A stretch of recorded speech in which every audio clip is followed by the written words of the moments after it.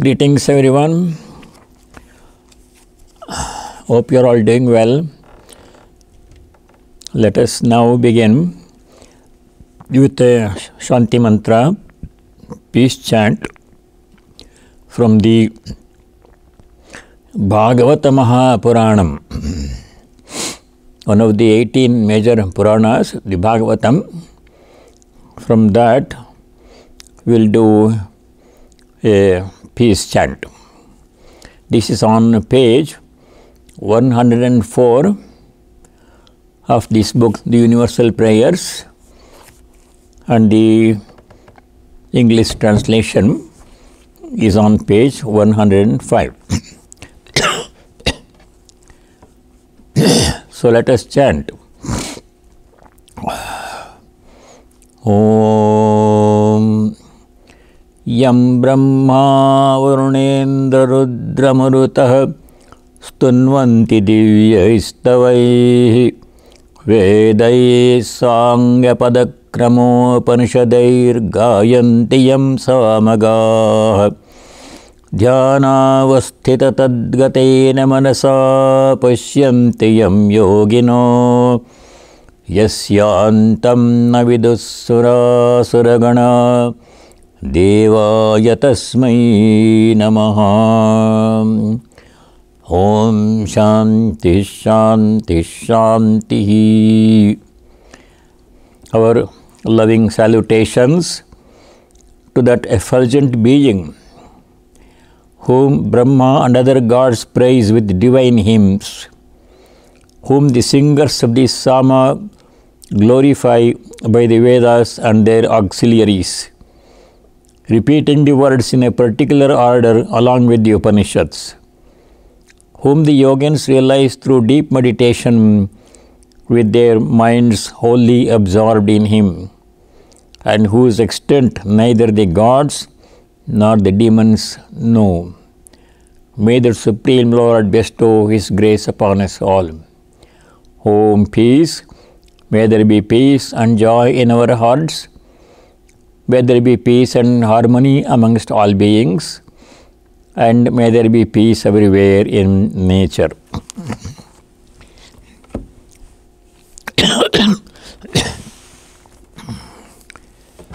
Last time we were studying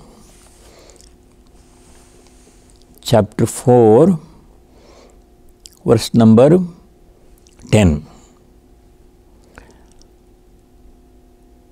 Here Bhagavan Sri Krishna says that those people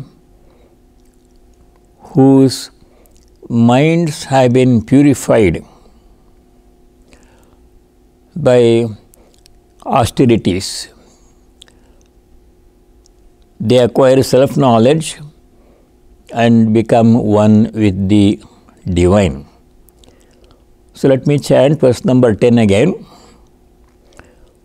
Vitaragabhaya krodha manmaya mamupashrita bahavo jnana tapasa puta madbhavamagata. Free from desire, fear and anger, and filled with the divine power, dependent on the divine, and purified by the austerity of knowledge, self-knowledge. Those people have attained my status. My status means liberation, being one with God, spiritual illumination. They have attained that. How have they attained? Jnana tapasa putaha. Puta means those who are purified. How have they become purified, free from lust, anger, greed, pride, jealousy, etc.? These are the impurities. How have they become free from all those impurities? Jnana tapasa, by the austerity of knowledge. So in this section, Bhagavan Sri Krishna is describing the path of knowledge. Excuse me.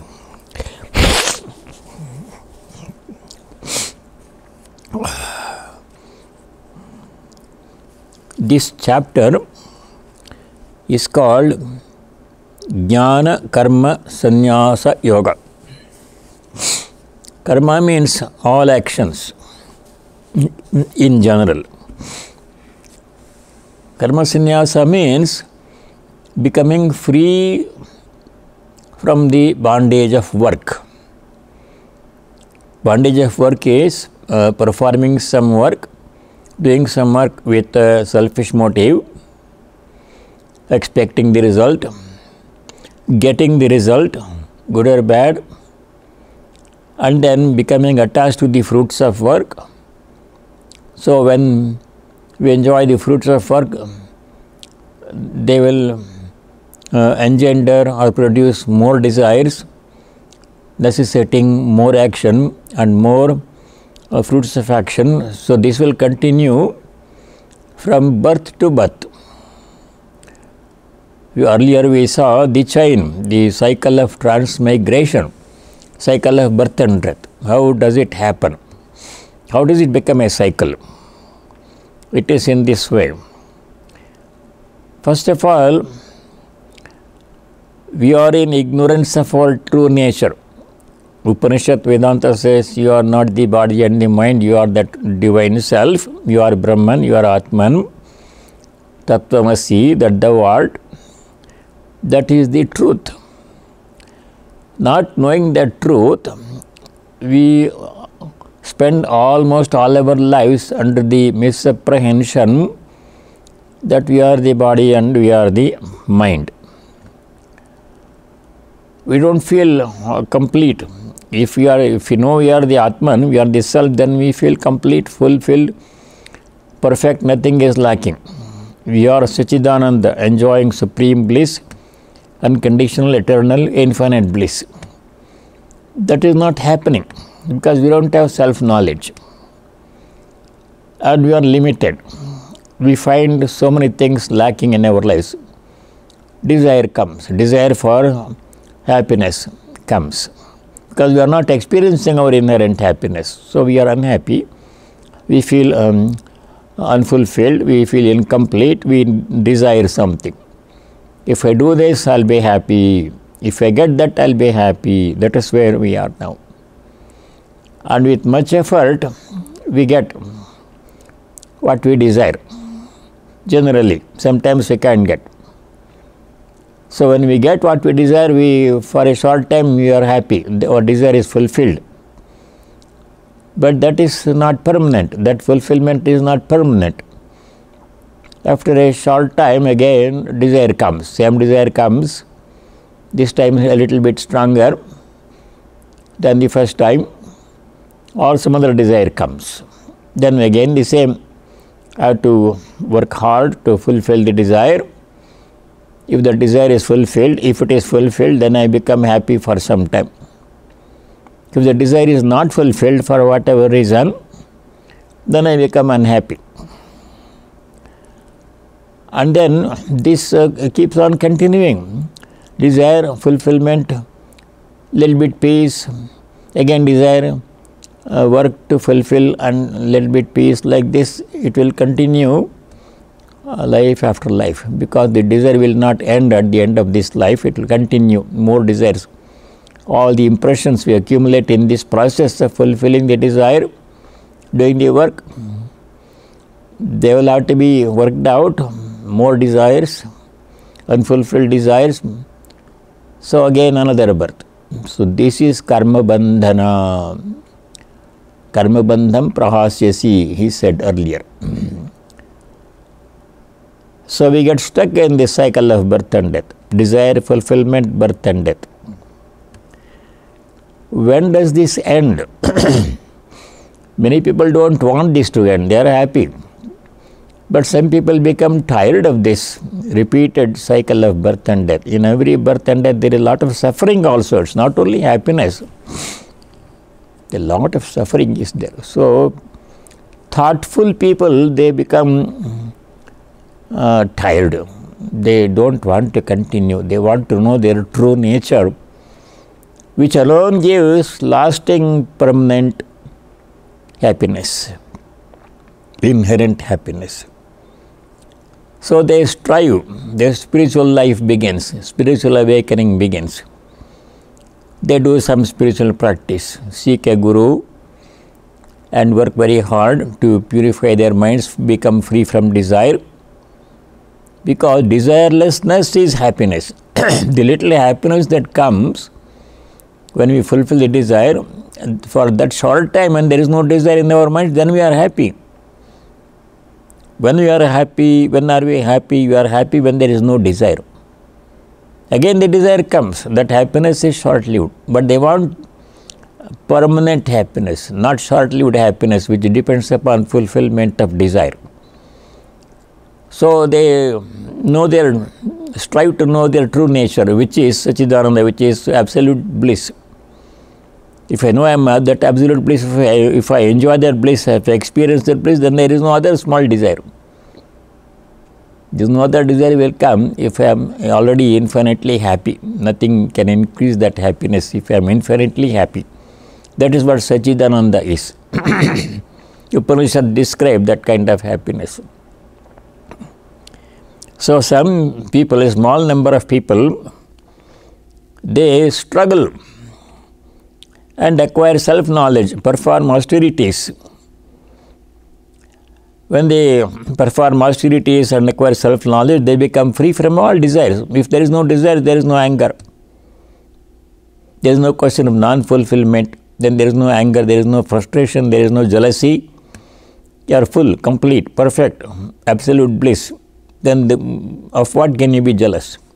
There is nothing else that can make you jealous. So that state, how many people? Only a few people achieve that state. Later in the 7th chapter, Sri Krishna says, of thousands of people, 1 or 2 persons even try to follow this path of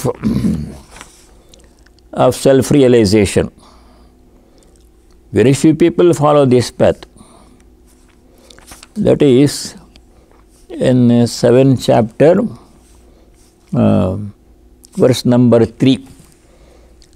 We will study that when we go to 7th chapter. If you like, you can make a small digression and see the verse number 3 in chapter number 7. Very few people are interested in God realization.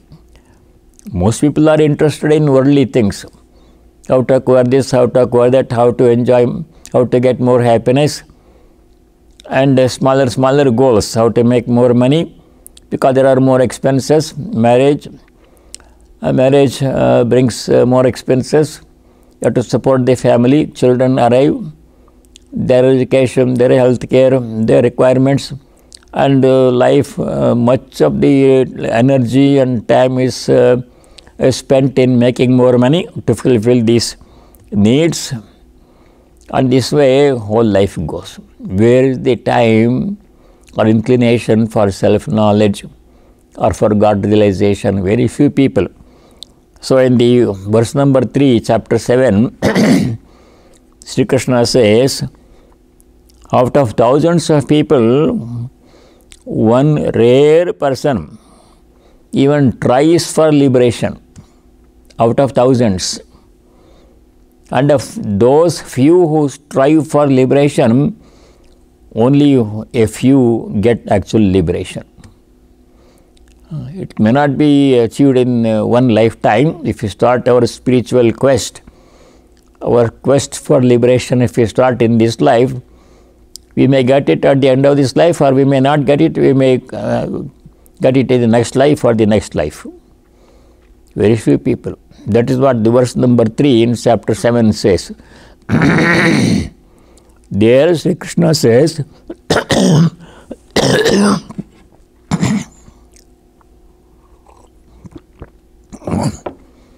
Manushyanam sahasreshu kaschid yatate siddhaye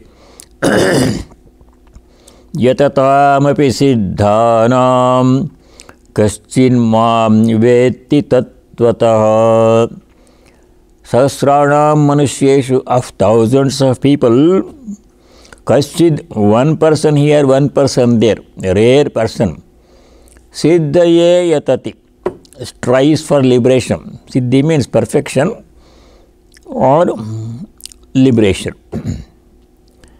Yatatamapi siddhanam, of those people who strive for, few people who strive for liberation, kaschin mam tattvata vetti, a few, one person, a rare person, knows me in truth. Me means the Lord, knows God.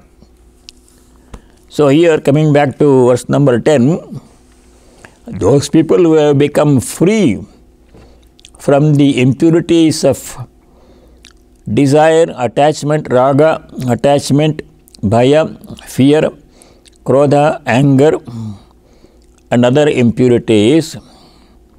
How have they become free from such impurities? Jnana tapasa, by the austerity of knowledge, pursuing the path of knowledge. The same result can be achieved by pursuing the path of devotion also. But in this chapter 4 is called Jnana Karma Sannyasa Yoga. How to become free from the bondage of work?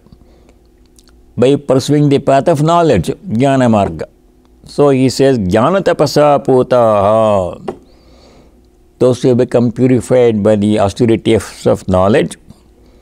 Many people, Bhavaha, Madbhavamagataha, they attain my status. My status means being one with the divine, realizing one's divine nature, giving up the long-held misapprehension that I am the body, I am the mind, I have the sense organs, I have this desire, I have this, if I fulfill this desire, I will be happy. All of giving up all those impurities and limitations, one becomes one with the divine. Some people do that one. Now, in the 11th verse, a very interesting verse, 11th verse. This is something that strikes a chord for those who have been studying the Gospel of Sri Ramakrishna.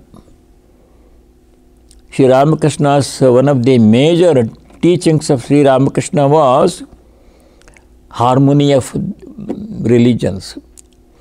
Sri Ramakrishna again and again in the Gospel has said that whichever path you follow, if you follow it sincerely, you will reach the same goal.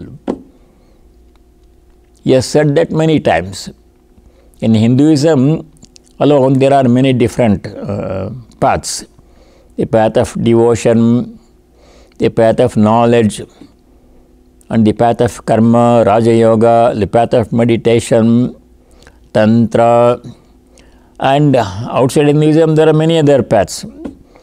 Buddhism, Jainism, Sikhism, Zoroastrianism, Christianity, Judaism, Islam, all those paths are there. Not knowing the truth, people belonging to one path, they fight with the people belonging to other path, professing other faith, saying that our path alone is the right path. Your path is not right, it won't lead you to liberation, you will go to hell unless you come and follow my path. That is the conflict that is going on for a long time in this world. Many major wars have been lost on the basis of religion, fighting.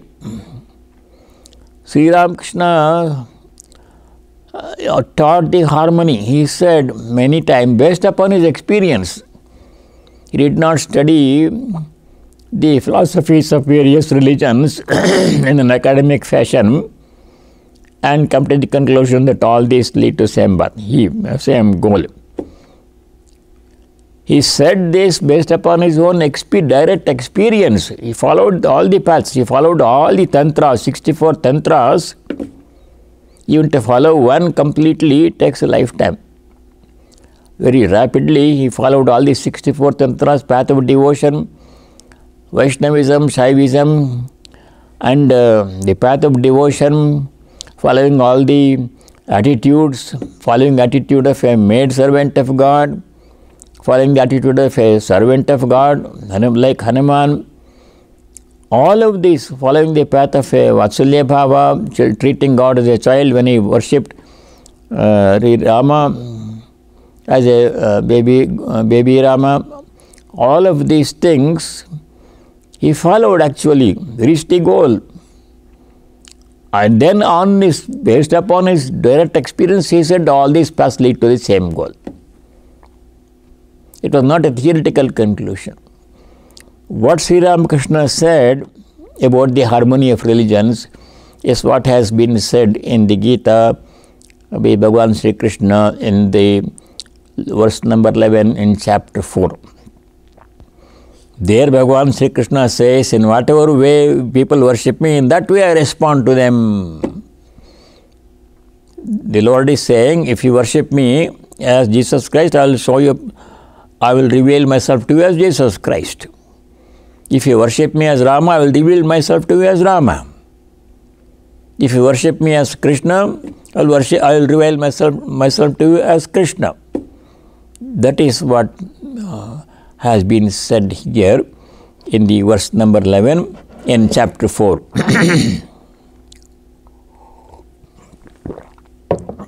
Let us chant verse number 11, chapter 4. Ye yatha mam prapadyante tamstathaiva bhajamyaham mama vartmana vartante manushya partha sarvashaha.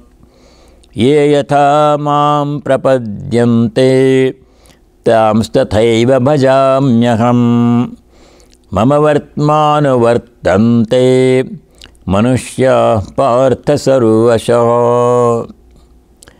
Whatsoever manner in which people approach me, in that very manner I respond to them, resort to them. For, O Arjuna, on all sides men tread paths leading to me. Whatever path people are following for spiritual realization, illumination, they are following my path. Everything, all paths lead to God. The paths are so different. One religion is so different from another religion, but how can they all lead to the same goal when they are so different from each other? That question comes. It is very easy to understand. If you imagine a large circle, the circle, no matter how large, has only one center. One center it has. And it has a big circumference, big circle. Small circle has a small circumference. Imagine a big circle with one center and very big circumference. And circumference has so many points on it. Every point on the circumference is unique. Because from every point on the circumference, a unique radius can be drawn connecting it to the center.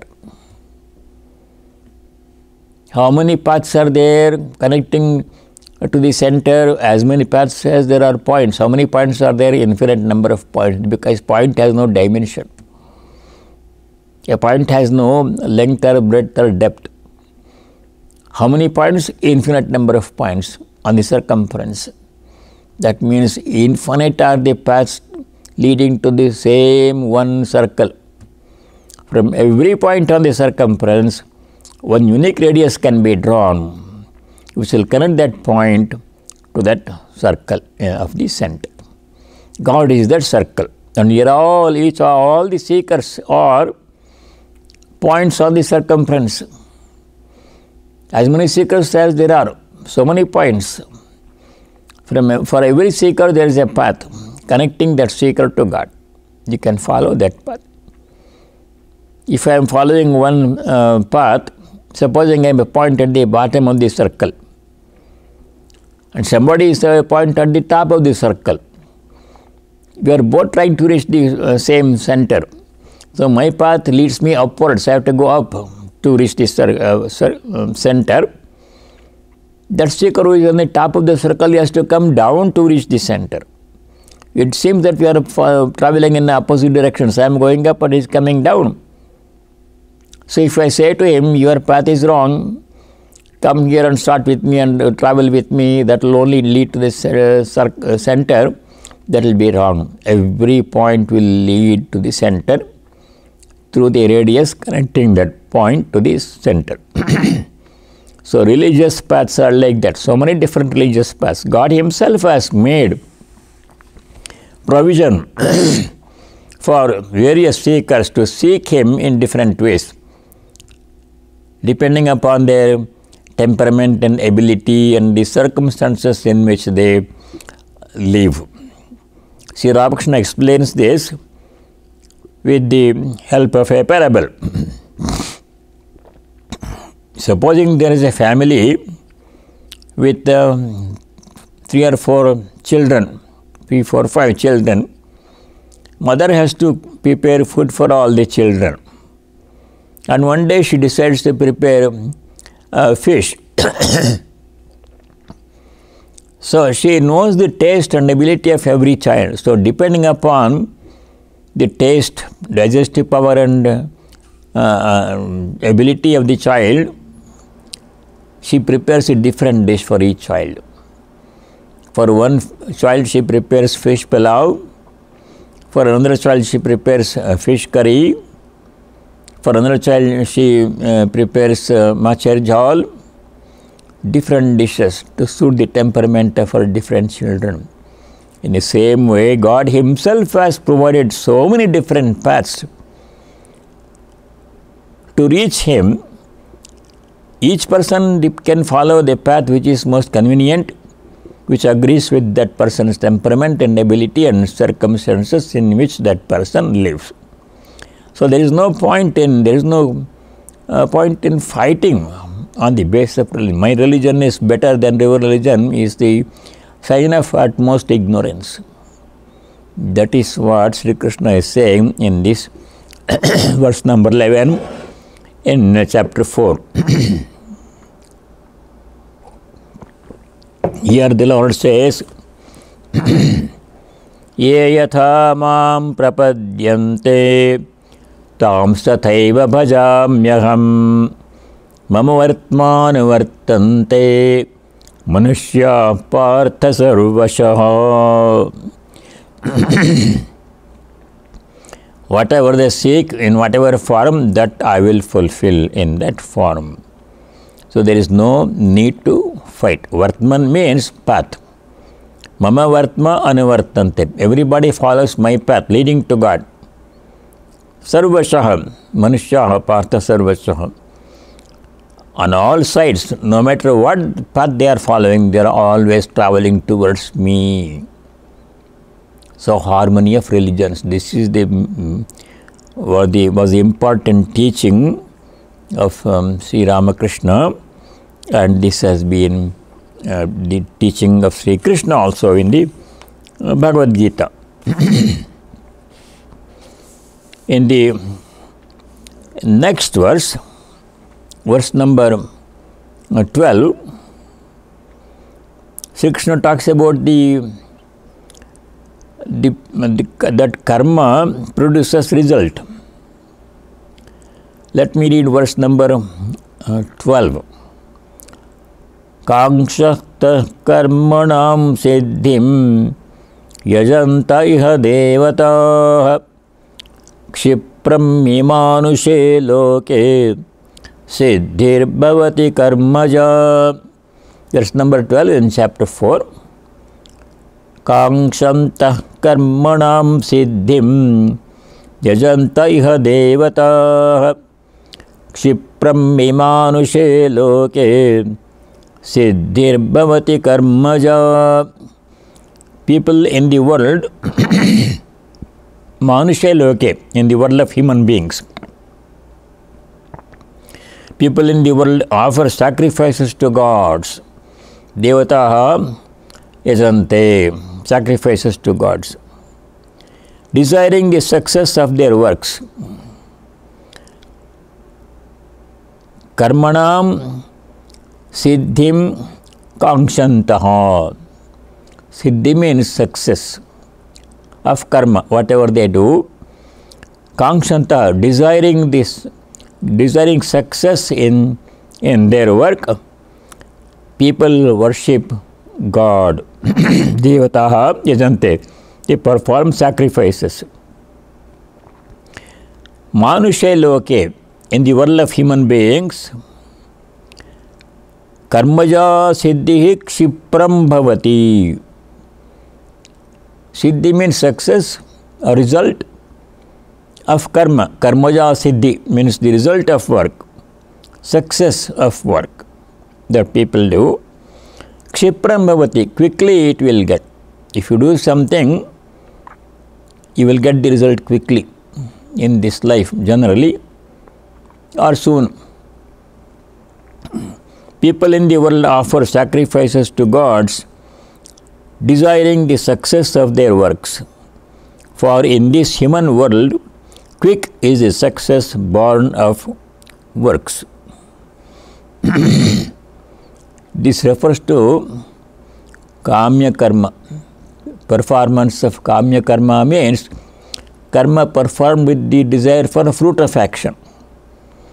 Ideally, we should not do that one. Ideally, we should do our karma and then leave the fruit aside. I have done my part, and whatever happens is not up to me. My doing my part is my responsibility. Result is not my concern. That should be the ideal of a karma yogi. When work is performed, ideally a person should offer that work as an offering to the divine. Many places in the Gita, Sri Krishna says, whatever you do, offer it to me. Verse number 30 in chapter 3, we studied that one, 330. There, Sri Krishna says, Mai sarvani karmani sanyasya, dedicating all actions to me. Again, in chapter 9, verse 27, Sri Krishna says, Yat karoshi yadashnasi, yajjuhoshi dadasayat, yat tapasyasi kaunteya tat kurushya. Whatever you do, whatever you eat, whatever sacrifice you do, whatever charity you give, do it all as an offering to me. Tat kurushya madarpanam, says 9:27. Again in the 1857, chapter 1857, Sri Krishna says, Chetasa mai sarvani karmani sanyasya. Chetasa, mentally only you can offer. Physically you cannot offer anything to God. In our mind we should say, I have done this work, I am offering it to God, and once it is offered to God, it is no longer mine. What happens to it is not my concern. When you give a gift to somebody, then you should immediately detach yourself from that gift. You should not ask the person, I gave you that gift, what did you do with it? We should not ask. We should not even think about that. Once you give something, that means you have detached yourself from that object, and that you are no longer, should not think about that object.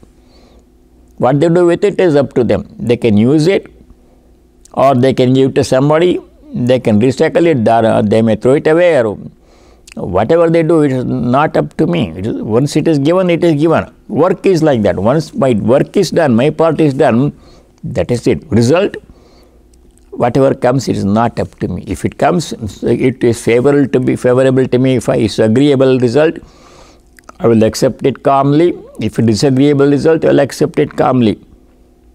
This he has said many times in the Gita before. Second chapter, verse number 38, Sri Krishna said, Sukha dukkhe same kritva labha labhau jaya jayau tato yuddhaya yujyasva naivam papamavapsyasi. Sukha dukkhe same kritva.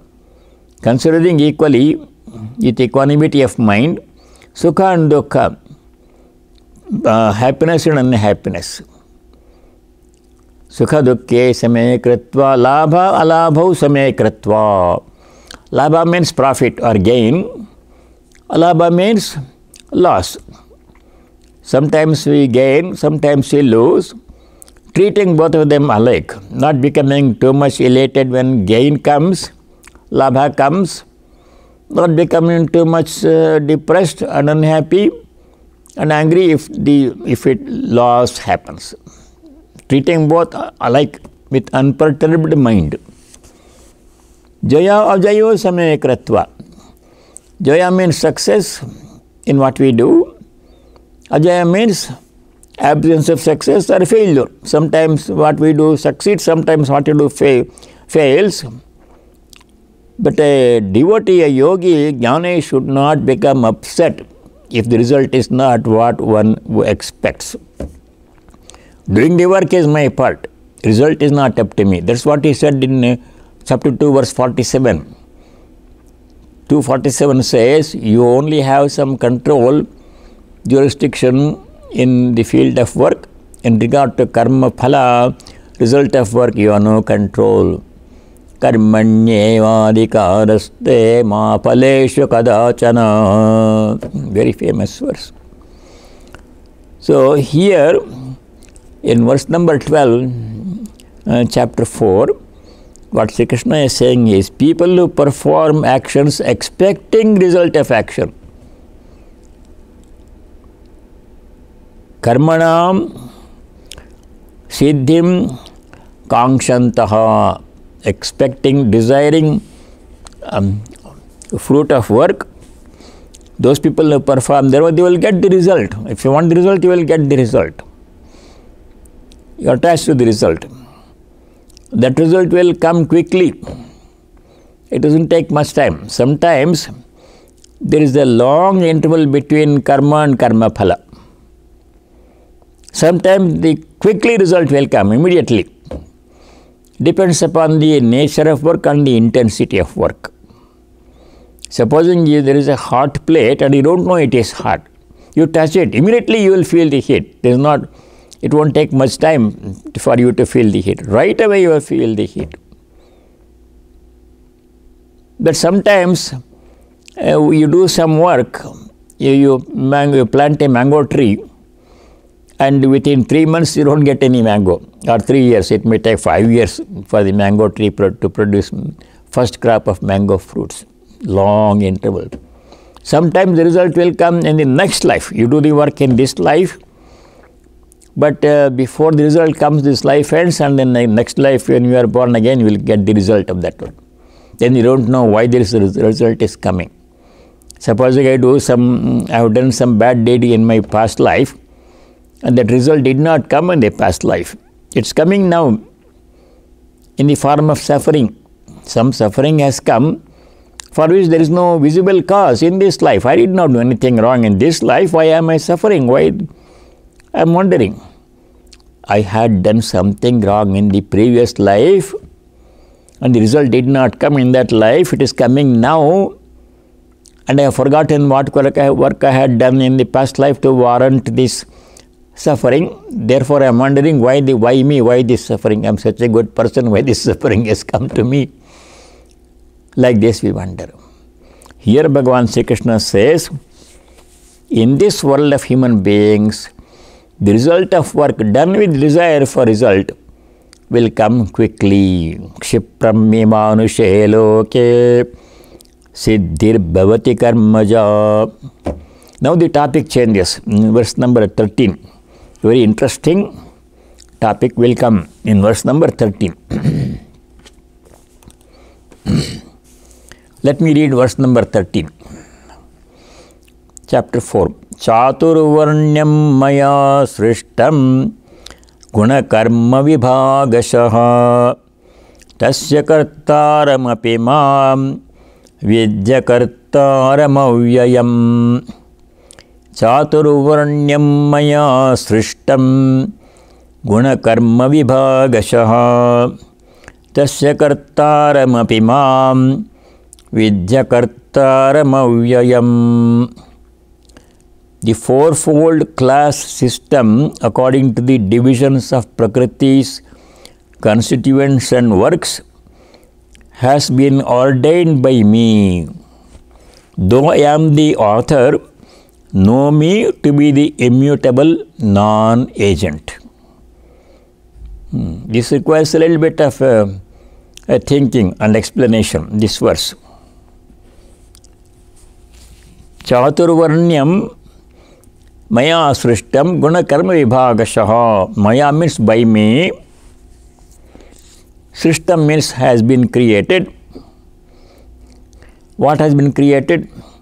Chaturvarnyam, the fourfold class division of population into 4 classes. How has this division been made? Based upon guna and karma. Guna karma vibhagashaha. Guna we know. 3 gunas are there. You remember 3 gunas described in the 14th chapter and also 17 to some extent in 17, 18 chapters. Mostly in the 14th chapter. 14th chapter is called Gunatraya Vibhaga Yoga. Gunatraya Vibhaga Yoga. Dealing with the 3 gunas. What are they? And remember the parable of Sri Ramakrishna, the parable of a merchant going back home with money obtained by selling his goods through the woods. And the 3 robbers come. First robber says, kill him. He represents tamas, tamoguna. Second robber says, tie him up to a tree. He represents rajoguna, rajas. And third robber says, let us leave him free. Sattva guna. So that parable, you remember? That guna. According to one's guna and according to one's karma, what work one does, chooses to work. One chooses to work a certain karma work, choose a profession based upon their guna. So 4 classes were created by the Lord. Chaturvarnyam maya srishtam guna karma vibhagasha, depending upon the individual's guna and karma, whether he is dominantly sattvic, predominantly rajasic or tamasic. Based upon that, based upon what work that person is doing, profession is pursuing for a livelihood, depending upon these 2 factors, the population has been divided into 4 categories. That is what he is saying. Tasya kartaramapi, though I have seemed that I have done this division, mam avyayam akartaram vidhi. Know me, the imperishable self, to be the non-doer. God does not do any action. Atman does not do any action. Atman is nishkriya. Atman is pure consciousness. No action is possible. But to us, from the empirical point of view, from the empiricist's point of view, it appears that God has made this division. Really, he has not done anything. People fall into 4 categories depending upon the guna and karma. No one need to divide them. You belong to this category, you belong to this. We don't have to be told. We know by our own nature, by our own inclination, our temperament, we know where we belong. We'll give some examples. 4-fold class system has been created according to Prakriti's constituents, guna, and work, karma. Let us take the guna first of all. One class of people who are predominantly sattvic in nature, they are called Brahmanas. Sattva guna represents peace, harmony, non-violence, knowledge, charity. All these guna, all these qualities are characteristic of a person with predominantly sattva guna. His characteristics are described in the 18th chapter. In the 18th chapter, there are 2 verses, 3 verses. Chapter 18, verse number 42, 43, 44. In these 3 verses, the Lord Shri Krishna has described the qualities of the 4 castes of people, what we call caste system. Unfortunately, it has become a problem because we made one mistake. We made 2 mistakes. we will consider why caste system has become a big problem and what two mistakes we did to make this a problem, which is a natural division. Every society has division of population into categories. So let us go to verse number 42 to know what are the characteristics of a Brahmana. How is Brahmana is defined? Chapter 18, verse number 42.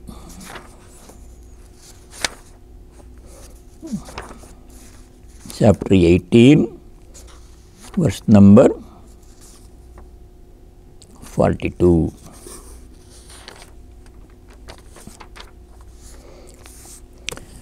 The qualities of a Brahmana. For a person to be called a Brahmana, a person must have these qualities. Qualities means tendencies, guna. They must have these propensities of a Brahmana. Carefully we should study this verse 42 in chapter 18. What makes a person a Brahmana? Not being born in a Brahmana family.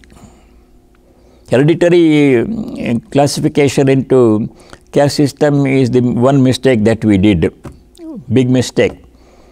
Sri Krishna did not classify people on the basis of heredity, classified people on the basis of guna karma. Their nature, guna means their nature and their profession. Based upon that, not based upon birth.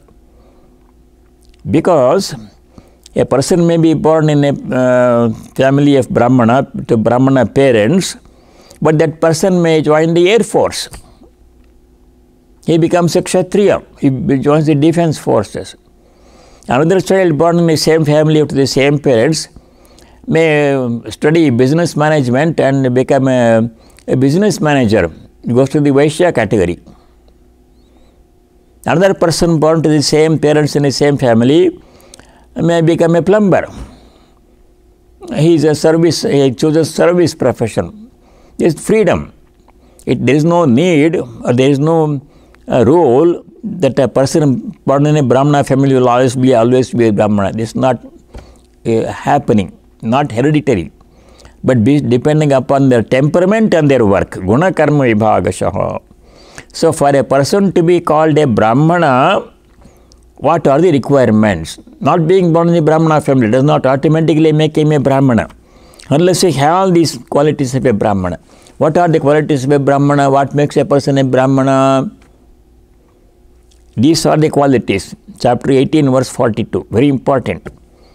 Shamodamastapaschaucham shantirarjavamevacha jnanam nijnanamastikyam brahma karma svabhavajam.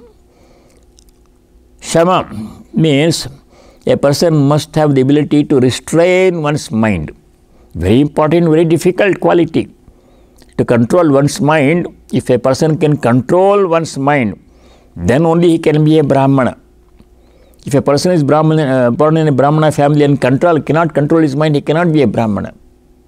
Birth does not make a person Brahmana, or a Kshatriya, or a Vaishya, or a Shudra. Quality, guna makes a person what he is. Dhamma means control of sense organs. Sama means control of mind.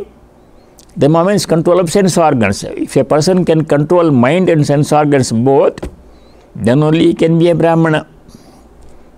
Not only that, many more qualities are there for a person to be a Brahmana. Shaucham, purity both inward and outward. Mind must be pure, inward purity, internal purity. Body, sense organs and environment, house, everything must be clean. Then only he can be a Brahmana.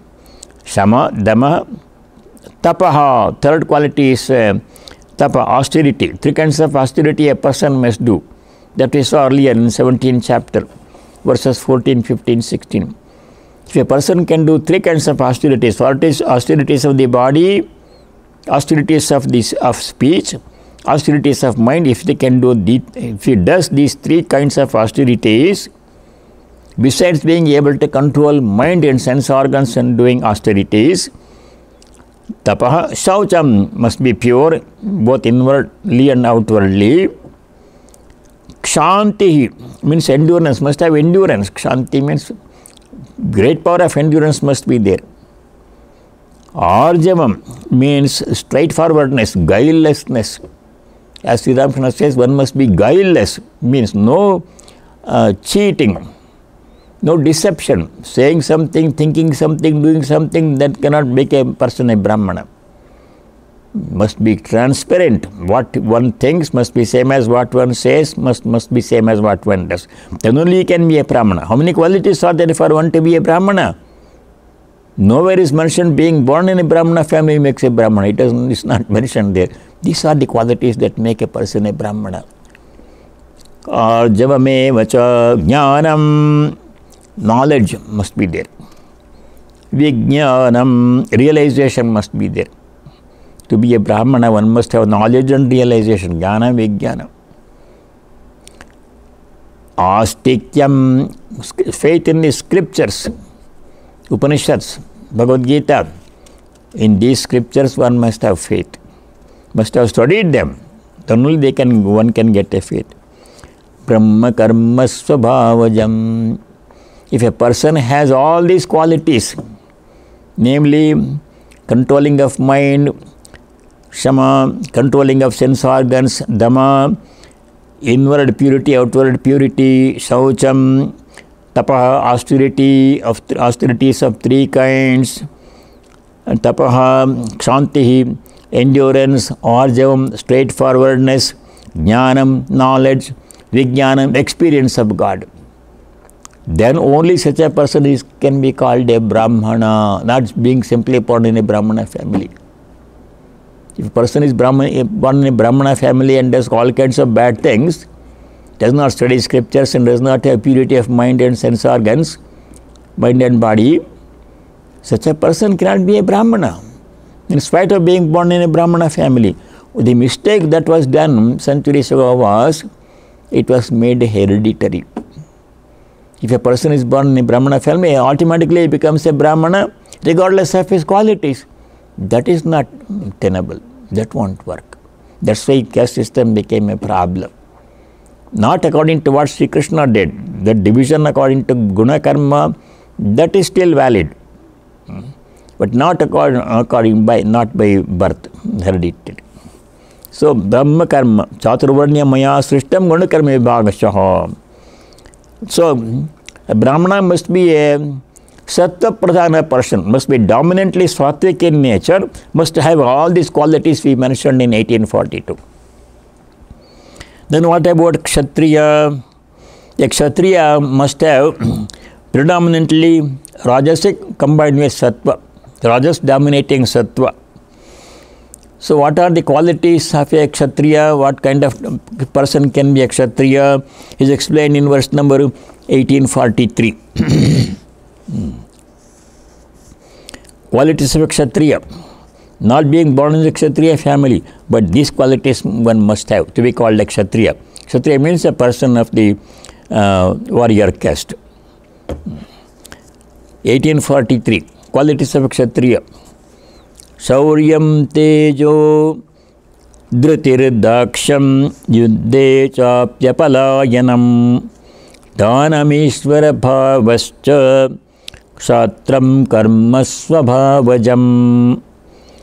Many qualities are described required for a person to be a Kshatriya, not simply born in a Kshatriya family.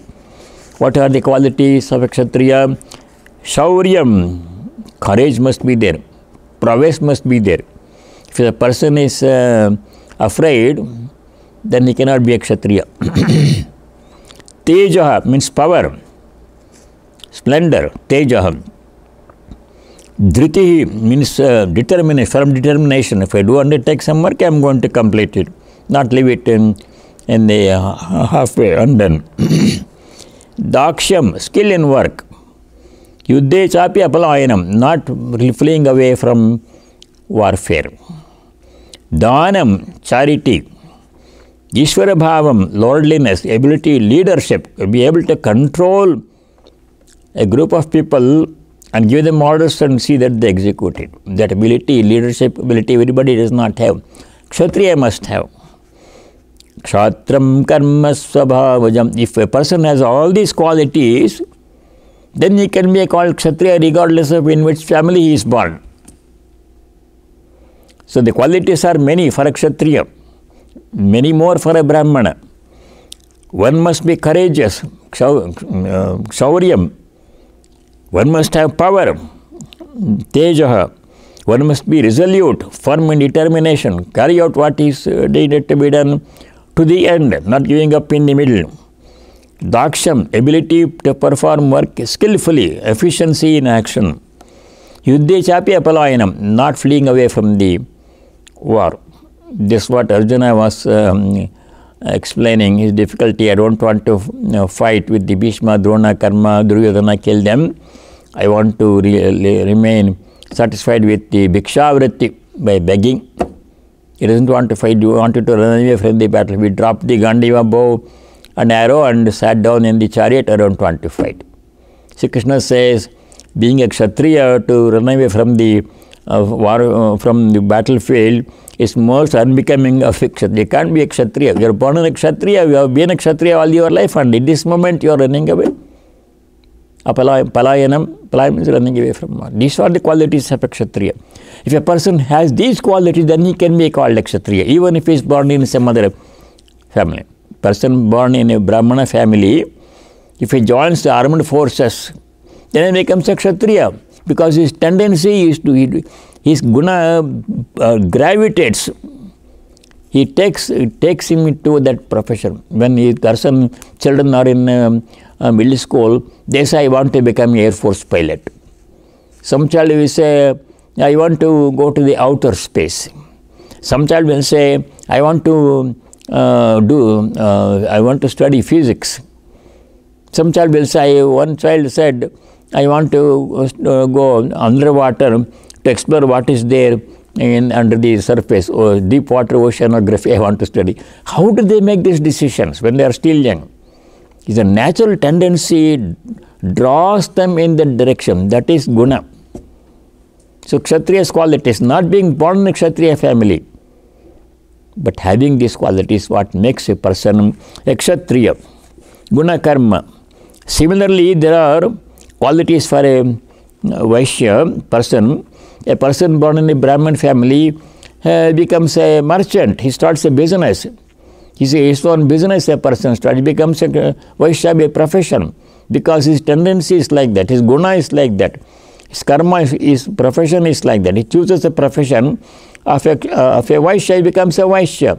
Does not remain a Brahmana simply because he was born in a Brahmana family. So that was the mistake we did.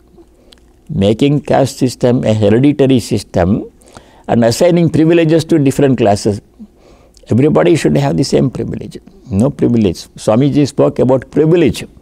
No special privilege for anybody. Depending upon their ability, karma, their propensity, one falls into different categories. This categorization was done, happens naturally.